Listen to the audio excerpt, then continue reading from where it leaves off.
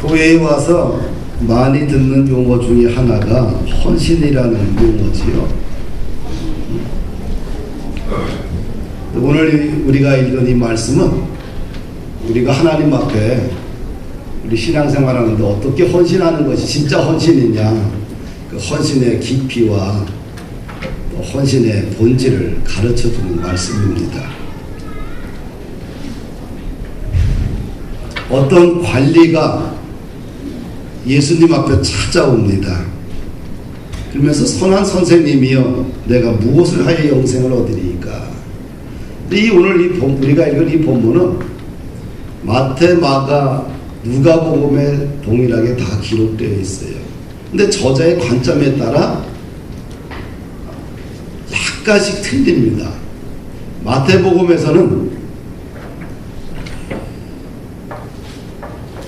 어떤 사람이라고 이야기했어요. 그리고 중간에 보니까 이 청년인데 부자 청년이라고 이야기했고요.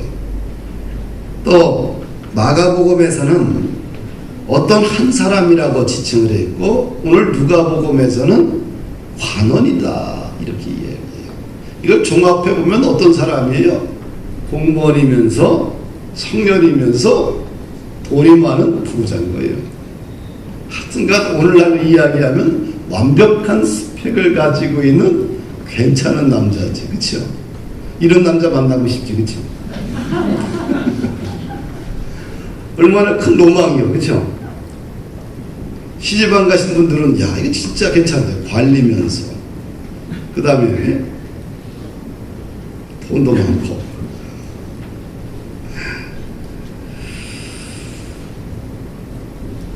근데 이 청년이 예수님을께 찾아왔어요.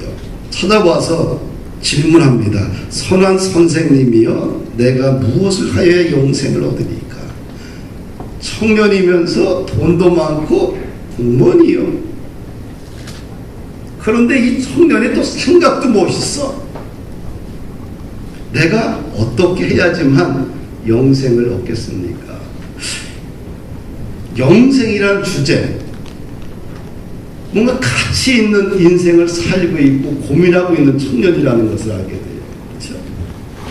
세상적인 스펙만 갖고 있는 게 아니라 내면도 아주 견고하게 잘 갖춰진 청년이에요. 진짜 뭐 신랑으로서는 최고지요. 상당한 수준의 정신적 가치를 추구하는 친구입니다. 영생이란 문제를 이야기할 정도라고 한다면 종교적으로 굉장히 심각할 정도로 깊은 진리 가운데 있는 친구입니다. 이런 남자와 데이트하고 이런 남자를 사귄다는 것은 축복이죠. 대부분 이런 남자가 있겠냐? 별로 없어요. 그게 문제입니다. 제가 이제 아내와 데이트를 해요. 이제 만났어요.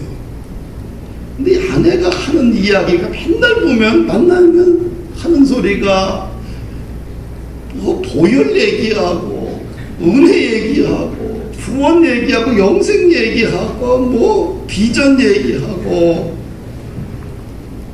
그 다음에 묵상 얘기하고. 근데 나는 그런 단어를 써본 적이 없어. 하지도 못해.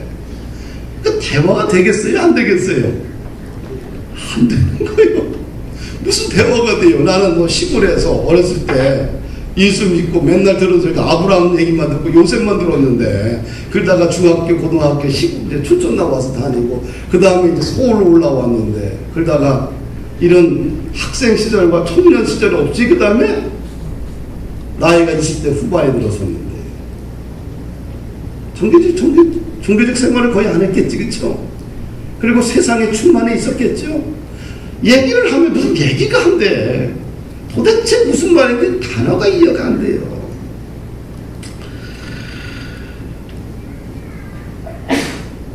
그래서 학교를 갔는데 은혜 가운데 그래도 이제 부모님이 그래도 마지막 소원이니까 사회생활 하면서 신학교 좀 다녔으면 좋겠다. 그래서 이제 낮에 일하고 밤에 서울신학교 야간에 다녀요. 근데 도대체 이 종교적 용어가 얼마나 어려운지 전혀 귀에 안 들어. 먼 나라 그냥 우주 공간 얘기 같아요. 그래서 안 되겠다 싶어서 모든 걸 내려놓고 그때부터 도서관에 들어가서 종교적인 용어를 다 뽑아가지고 많이 쓰는 용어를 다 뽑아서 백과사전을 넣고 그냥 들였다 공부를 했어요. 다 정리를 했어요. 한 1년 정도. 그래서 내가 습관이 좋습니다. 모르는 단어 있으면 즉시 찾아가지고 해결하는 그런 좋은 습관을 갖고 있어요. 그런데 이 청년은 어때요? 돈도 많지, 또 공무원이지, 청년이지, 거기에 영생의 문제까지 이야기할 정도로 가치 지향적이고 내면이 꽉 찬 청년이요. 대단하지요. 우리 모두에게도 선망의 대상이 됩니다. 그런데 이 청년이 한 가지 봤더니 뭔가 내면이 아직 풀려지지 않는 갈등이 있는 거예요. 세상적으로 종교적으로 완벽한데 확신이 없는 거예요. 영생에 대한 확신, 영원히 사는 것에 대한 확신, 구원에 관한 확신, 이 땅 말고 저 넘어 가보지 않는 그 영원한 세계에 대한 확신이 없는 거예요. 그래서 내가 어떻게 하면 영생을 얻겠습니까? 이 정도만 해도 대단한 친구예요. 그렇죠? 그 영적인 갈등과 갈급함을 가지고 누군가에게 찾아와서 자신의 고민을 이야기할 정도라고 한다면 그건 대단한 사람이에요. 대부분 생각하고 포기해버리잖아요. 거의 90% 정도는 생각도 안 하고 살고요. 이 청년에게 예수님이 한마디 합니다. 19절 말씀, 내가 어찌하여 나를 선하다 일컫느냐. 하나님 한 분 외에는 선한 사람이 없다. 할렐루야.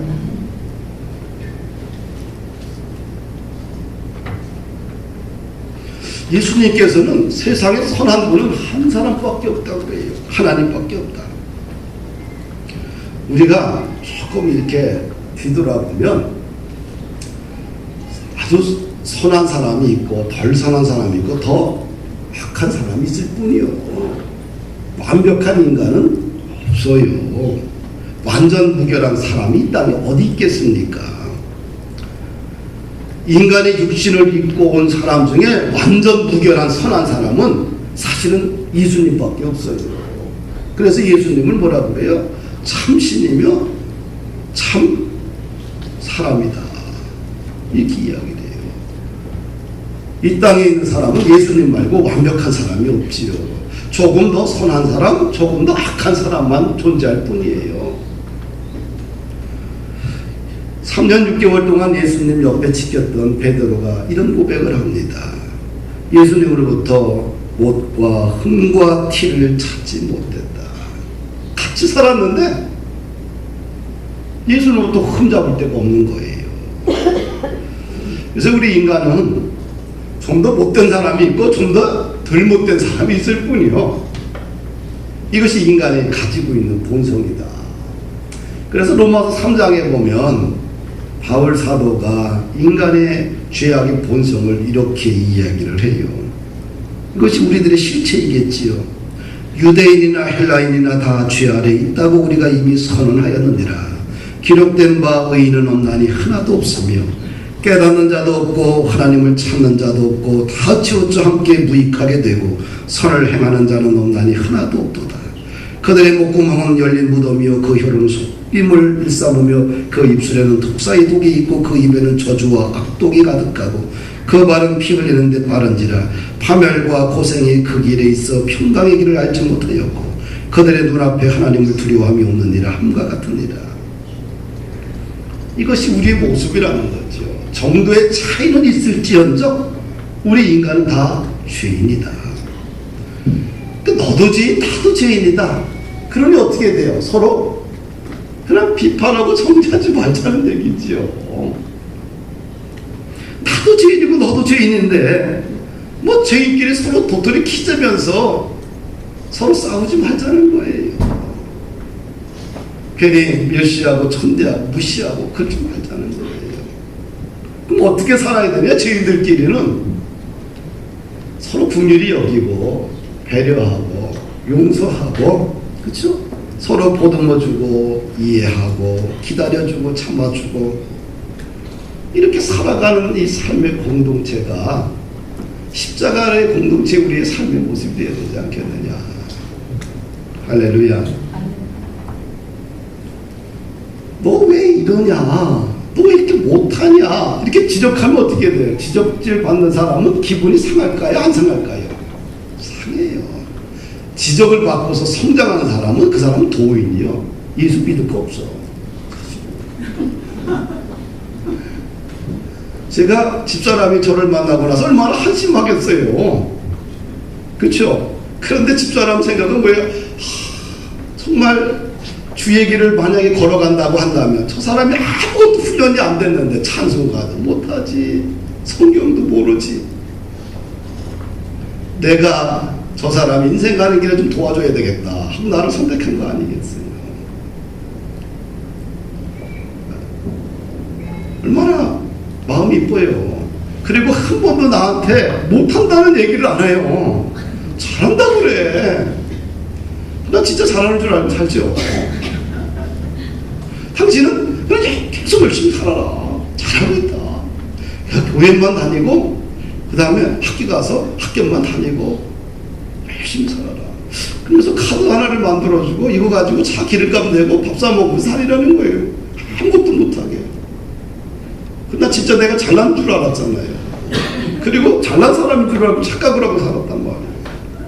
근데 나한테 내 성격상 나를 갖다가 이러잖아요. 지금이야 많이 성숙했지만 옛날 같으면 어디 그러겠어요, 그쵸? 받아들일 것 같아요. 못 받아들이지. 사랑하는 여러분들, 우리는 차이가 있을 뿐이에요. 그렇죠? 나도 죄인, 나도 죄인이다. 어떻게 할까?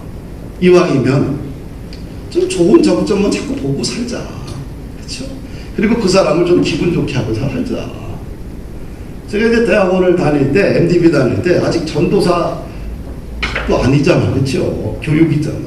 근데 대부분 우리 멤버들 중에 나이들이 한 10살들이 많았는데 같이 이렇게 했던 사람들 중에 나한테 최전도사 이렇게 부르지 않고 최 박사라고 불렀어. 그래서 내가 들으면서 기분 좋더라고. 아직 석사학위도 안 끝냈는데 MDB도 그렇죠.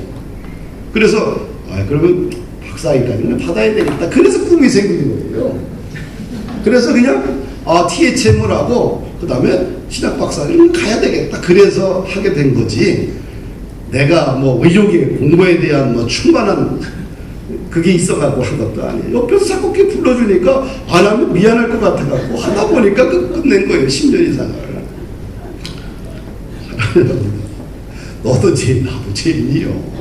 죄인끼리 도토리 키재기 하지 말고 어떻게 될까요? 서로 이해해주고 보듬어주고 서로 용서하고 서로 참아주고 살자.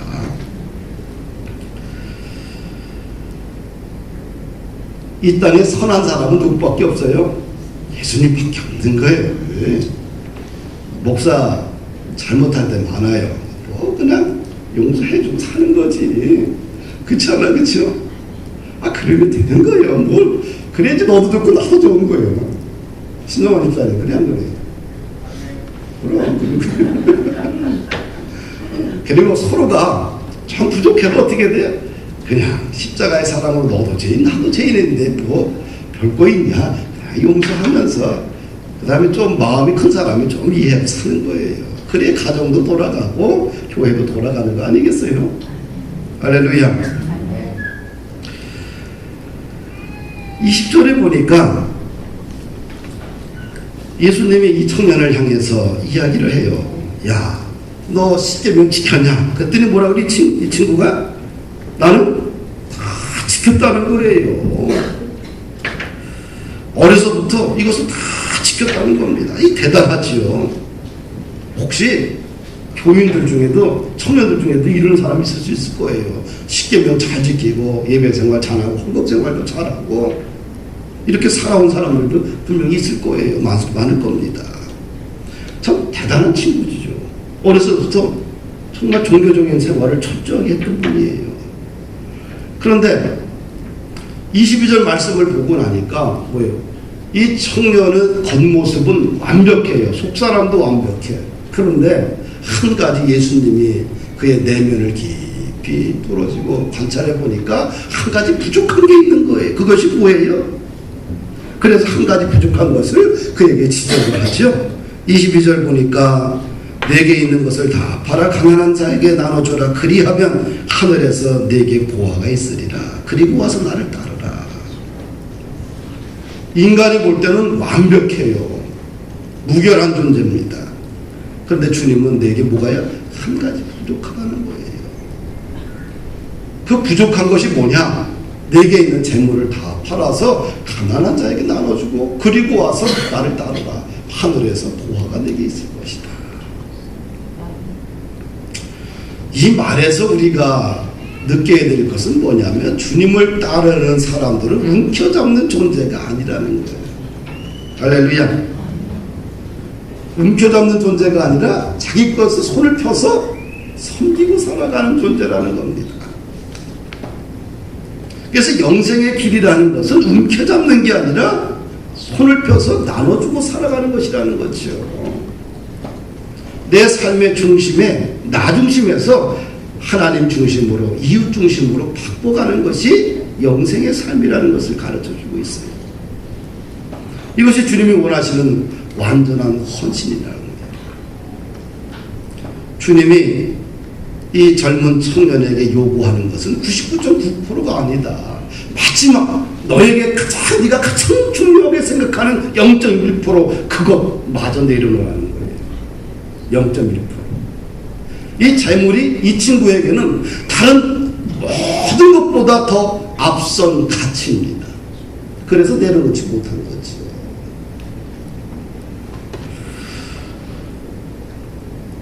하나님을 따르는 사람들에게 주님이 요구하시는 것은 99.9%가 아니지요. 100%입니다. 오늘날 우리가 신앙생활에 있어서 중요한 것은 우리가 버려야 될 것은 이 적당주의예요. 적당주의. 이 적당주의가 오히려 우리의 신앙을 파괴하는 독소입니다. 적당하게 헌신해 보십시오.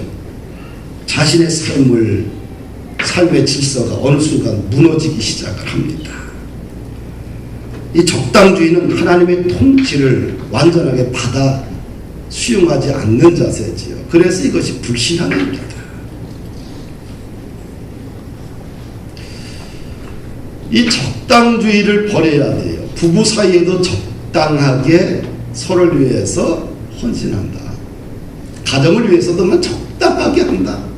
교회를 위해서 적당하게, 일터도 좀 적당하게 눈치 보면서 한다. 이것이 오늘날 우리가 살아가는 세상적인 삶의 지혜인 것 같지만 실제로 들어가 보면 적당주의라는 것은 결국은 관계를 파괴하고 망가뜨리는 주범이라는 것을 알게 돼요.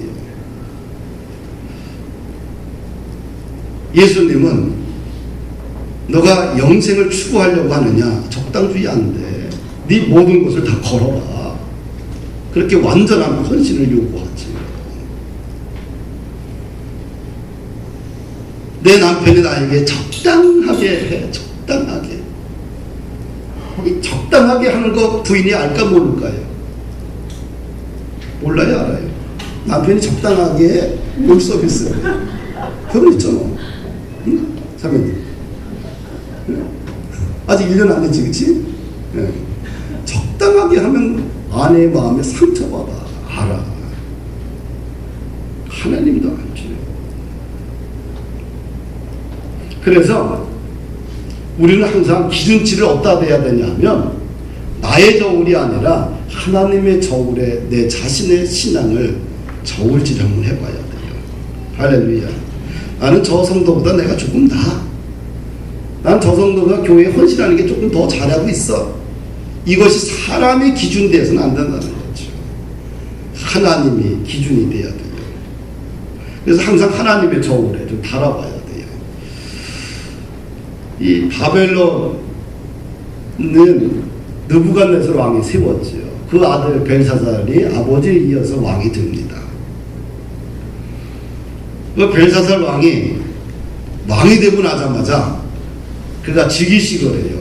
1,000명을 만찬에 모이게 하고 거기서 술을 마시고 만찬을 즐겨요. 그때 술 마시려면 잔이 필요하잖아요. 예루살렘 성전에서 예배용으로 썼던 기물을 갖다가 그걸 가지고 잔으로 마십니다. 그러면서 이 잔을 만든 사람을 찬양합니다. 그러니까 자기 아버지는 하나님이 두려워서 예루살렘에서 종교적 예물로 썼던 모든 걸 사용하지 않고 그냥 창고에 잘 뒀는데 이 친구는 그것을 사용을 해요. 그리고 결국은 아버지를 무시하고 하나님을 무시하는 거지요. 그런데 그때 사람의 손이 딱 나타나서 벽에다가 글씨가 쓰여지는 거예요.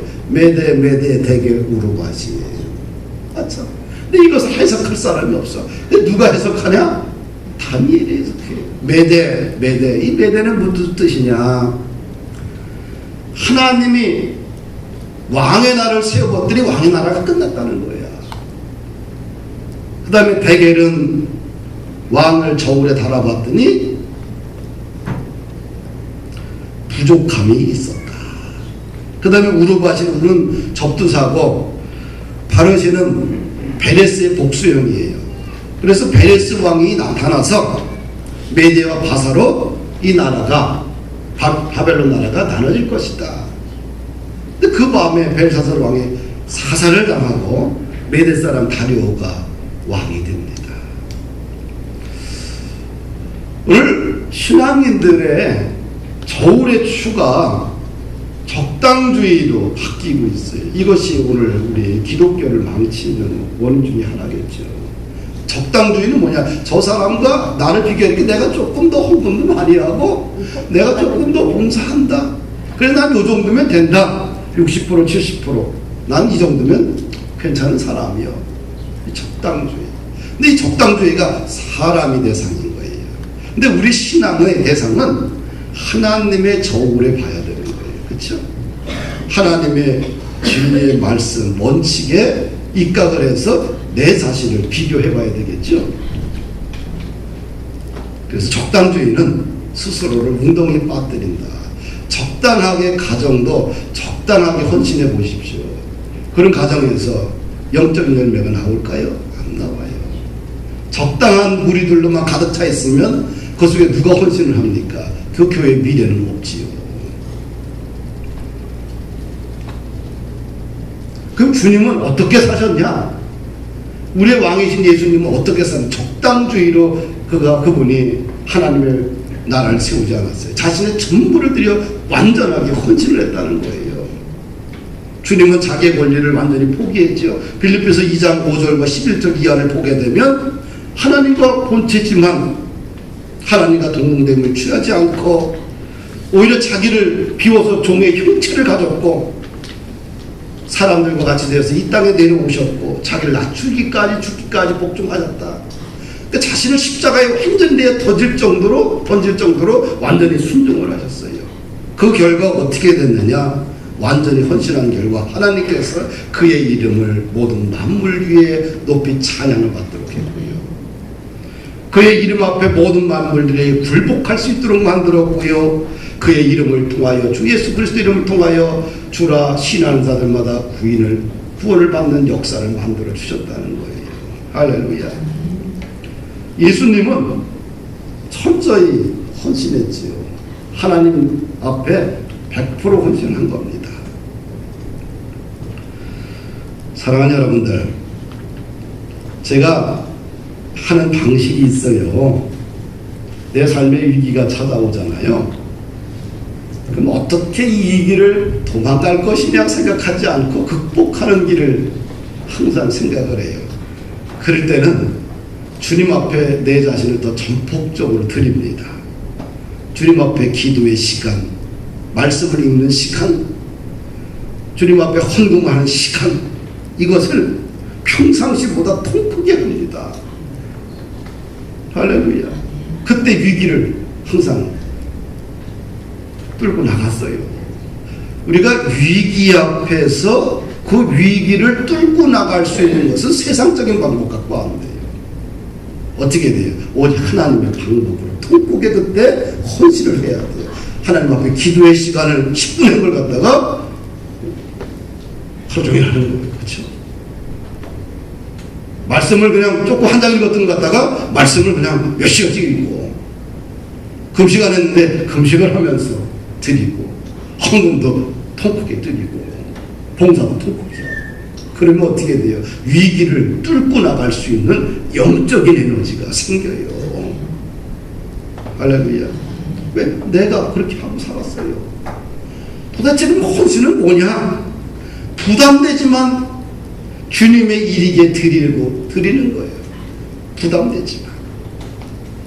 왜 사람들의 헌신의 양이 점점 줄을까요? 이것은 사람에게 한다고 생각했기 때문에 그래요. 사람에게 하고 교회에게 하고 목회자에게 한다고 생각하기 때문에 점점 헌신의 양이 줄어드는 거예요. 그래서 헌금의 양도 줄어들고, 그렇죠? 그 다음에 뭐가 줄어들어요? 봉사의 시간도 줄어들고 다 줄어드는 거예요.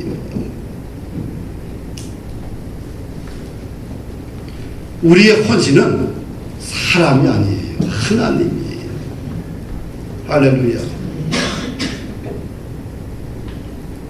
많은 사람들 그럽니다. 왜 돈을 갖다가 그 중국 땅에 이런 땅에도 자꾸 이렇게 버리 책도 만들고 왜 그러냐? 왜 할까요? 하나님께 하는 거예요. 그러니까 기쁨이 있는 거예요. 근데 사람에게 한다고 하면 그때부터 짜증이 나고 힘들고 아까운 돈을 왜 이렇게 생각이 들어요. 그러면 거기서는 어떤 영적인 에너지가 안 나와요. 헌신은 자신의 최고의 것을 드리는 겁니다. 역대상에 보면 다윗이 온 회중을 앞에 두고 하나님께 감사 기도를 이렇게 드려요. 우리 조상 이스라엘의 하나님 여호와여, 주는 영원부터 영원까지 송축을 받으시옵소서. 여호와여, 위대하심과 권능과 영광과 승리와 위엄이 다 주께 속하여 싸우니 천지에 있는 것이 다 주의 것이로소이다. 여호와여, 주권도 주께 속하여 싸우니 주는 높으사 만물의 머리 되십니이다. 부와 귀가 주께로부터 말미암고 또 주는 만물의 주제가 되사 손에 권세와 능력이 있사오니 모든 사람을 크게 하심과 강하게 하심이 주의 손에 있나이다. 이게 무슨 말이냐면, 그럼 다윗이 자신의 인생을 뒤돌아보니까 모든 것이 다 주님으로부터 나왔다는 거예요. 물질도 주님, 명예도 주님, 다 주님의 손 안에서 나왔다고 고백을 해요. 그러면서 하나님이 나에게 모든 걸 주셨다 이렇게 고백을 합니다. 사랑하는 여러분들, 하나님이 우리에게 원하는 것은 완전한 헌신과 순종입니다. 다니엘과 세 친구들이 왕의 금신상에 절할 수 없다. 그래서 어떻게 돼요? 풀무불에 던져지게 돼요. 근데 이 풀무불이라는 것은 어떻게, 그냥 집어넣으면 다 죽잖아요. 그 불 앞에서 그들은 종교를 버리지 않고 하나님을 버리지 않고 죽음을 선택해요. 그러면서 왕 앞에 이런 얘기를 합니다. 왕이여, 우리가 섬기는 하나님이 계시다면 우리를 맹렬히 타는 풀무불 가운데서 능히 건져내시겠고 왕의 손에서도 건져내시리이다. 그렇게 하지 아니할지라도, 하나님이 우리를 건져내지 않는다 할지라도 왕이여, 우리가 왕의 신들을 섬기지도 아니하고 왕의 세우신 금신상에게 절하지도 아니할 줄 아옵소서. 멋있잖아. 이 청년들, 우리 사랑하는 청년들, 이런 정신이 있어야 사는 거예요. 그래 안 그래요? 요즘은 그냥 60살까지 청년이요. 진짜요. 60세부터 이제 80, 90까지는 이제 장년이고 90 좀 넘으면 이제 노년축에 들어가는 거예요. 이제 그러니까 90 넘지 않은 분은 다 뭐예요? 그럼 청년이고 장년인 거예요. 나는 이 구조를 왕의 손에서 하나님이 나를 건져내지 아니할지라도 나는 왕이 만든 금신상에 절하지 않겠습니다. 죽음을 선택해 완전한 헌신이지요. 그런 사람을 하나님 버리시겠어요? 풀무불에 집어 던졌는데 하나님이 그들의 머리카락도 옷도 끌리지 않고 완전히 보호해 주시고 그들의 인생이 그걸 통하여 하나님께 영광을 누리고 이방 세계 속에서 하나님께 영광을 누리고 그들의 인생이 번성하는 것을 보게 됩니다. 할렐루야. 온전한 헌신의 결과는 어떤 일이 있느냐? 하늘의 보화가 쌓여요. 22절 보니까 내게 있는 것을 다 팔아서 가난한 사람들에게 나눠주라. 그리하면 하늘에서 내게 보화가 있으리라. 그런데 문제는 이 청년이 하나님께서 하늘에 보화가 있다, 보물이 있다, 너에게 줄 것이다 말씀했는데도 불구하고 이 청년이 근심하며 돌아가 버려요. 이게 문제인 거예요. 왜 그랬을까? 이 청년의 가치관에 문제가 있는 거예요. 인간적으로 보면 너무 멋있는 신랑감이요. 청년이지요. 돈도 많지요. 관리지요. 공무원이지요. 그리고 영적인 문제까지 고민했던 친구고요. 성경의 10계명을 다 지켰던 친구요. 최고의 신랑감인데도 불구하고 마지막 하나를 넘지 못해요. 그래 근심해서 돌아가요. 재물 문제지요. 왜 그랬을까요? 그의 가치관이 하나님보다 영생보다 물질이 더 앞에 있기 때문에 그래요. 그래서 어떻게 할까요? 하나님의 영생의 선물을 코앞에 놓고서 그 다음에 그걸 포기하고 재물을 선택함으로 인하여서 그가 근심하며 돌아가는 것을 보게 돼요. 할렐루야. 사랑하는 여러분들, 말씀을 듣고 나서 그 말씀을 들으면서 신바람이 나고 나도 저렇게 하나님 나라에 귀하게 쓰임 받아야 되겠다라고 결단하게 되면 주님의 세계가 열리지만 반대로 고민이 되고 근심이 되고 기분이 상하고 마음이 편하지 아니하면 믿음의 씨앗이 자라지 않고 결국에는 그렇게 사라져버리는 평범한 기독교인으로 종교인으로 전락할 수밖에 없다. 할렐루야. 재물을 의지하는 자는 하나님 나라에 합당하지 않다고 주님은 말씀해 주고 있습니다. 24절 25절을 보니까 재미나죠. 보면은 24절 보니까 예수님이 그래요. 재물이 있는 자는 하나님 나라에 들어가기가 얼마나 어려운지, 낙타가 바늘귀로 들어가는 것이 부자가 하나님 나라에 들어가는 것보다 쉬우니라. 이 얘기를 들어보면 이 가치관의 문제라는 거죠. 우리 인간은 이 만몬주의가 굉장히 만몬주의에 휩싸여 있지요. 보이는 신과 보이지 않는 신 중에 보이는 신은 재물이고 보이지 않는 신은 하나님이요. 근데 보이는 신을 우리 인간은 선택하기 때문에 하나님 나라에 들어가기가 이렇게 쉽지 않은 거예요. 가치관이 병들었기 때문에요. 그래서 26절 보니까 듣는 자들이 이르되 그런즉 누가 구원을 얻을 수 있습니까? 이르시되 27절 무릇 사람이 할 수 없는 것을 하나님은 할 수 있다. 할렐루야. 사람이 할 수는 없지만 하나님은 하실 수 있어요. 할렐루야. 사람은 한계가 있어요. 지혜도 지식도 물질도 감정도 능력도 한계가 있어요. 그런데 하나님은 한계가 없잖아요. 영원 전부터 영원까지 존재하시는 분이고 창조주시기 때문에 그렇습니다. 그래서 하나님의 능력을 나의 상황과 식견에, 좁은 식견에 가두지 마세요. 그러면 하나님의 나라가, 하나님의 기적이 우리 가운데 세워지지 않습니다. 내가 생각하는 것보다 하나님은 더 위대하시다. 내가 할 수 없는 일은 하나님은 하신다. 성령님은 다 하시는 거예요. 최 장로님이 요즘 계속 강조하는 것이 뭐예요? 성령이죠, 그렇죠? 성령님은, 성령 하나님은 다 하시는 거예요. 내 인생이 왜 어두워지느냐? 내 인생이 왜 이렇게 활력이 떨어지느냐? 왜 재미가 없느냐? 성령 충만하지 않아서 그래요. 성령 충만하면 뚫고 일어날 수 있는 힘과 뚫고 일어날 수 있는 능력이 생겨요. 옆에 있던 베드로가 말합니다. 28절 한번 읽어볼까요?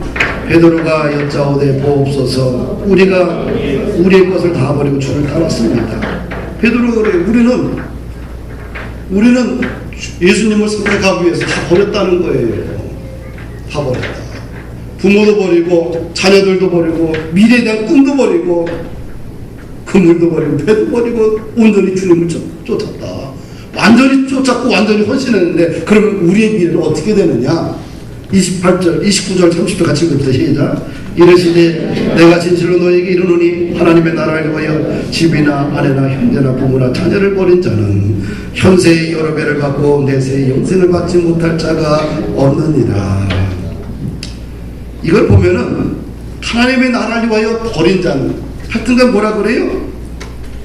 이거 삶의 우선순위를 말하는 거예요. 다 버리라는 게 아니고 버린 자는 우선순위가 분명한 사람은 하나님께서 이 땅에서 현세의 여러 배를 받고 내세의 영생을 다 받는다. 근데 마가복음에서는 현세에서 100배를 받고 영생을 받는다. 이렇게 기록하고 있어요. 말씀을 마칩니다. 오늘날 우리 삶을 병들게 하는 요소들이 뭘까? 목회자도 마찬가지예요. 적당주의죠. 목회자가 적당하게 교회 봉사하고 적당하게 헌신을 하고 적당하게 하면 그 교회가 제대로 되겠어요? 교회는 금방 병들어버려요. 가정도 마찬가지예요. 적당하게 신앙생활하고 적당하게 서로 사랑하고 적당하게 관심 가지면 그 가정도 병들어버려요. 이런 적당주의는 하나님 나라에 올바르지 않다. 100% 온전한 헌신을 주님이 요구하신다. 100% 헌신하는 자들에게 하나님 나라가 세워지고 날마다 번성하는 은혜가 있습니다. 할렐루야. 다같이 100% 온전하게 헌신하는 그런 우리 복부른 교회가 되기를 주의 이름으로 축복합니다.